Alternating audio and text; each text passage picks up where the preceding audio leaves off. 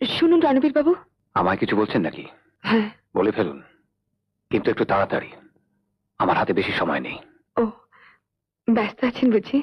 ব্যস্ত হবার অধিকার শুধু আপনাদেরই নাকি? আমরা আমরা কারা? কেন, বড় লোক, বড় বাংলোয় থাকা লোক, গাড়ি করে ঘোরা ভদ্রলোক। যাকে কি বলতে চান বলুন। আপনি আমাকে ক্ষমা করবেন। আরে, এসব আবার কি? হঠাৎ কি হয়ে গেল আপনার? না মানে, সেদিন কেয়াদির কাছে আপনার নামে না জেনে অনেক কথা বলে ফেলেছি, তাই। কোনো বাজে কথা বলেনি তো, শুধু গুন্ডাকে গুন্ডা বলেছেন, ব্যাস। আমার অন্যায় হয়ে গেছে। আপনি খুব রেগে গেছেন আমার উপর।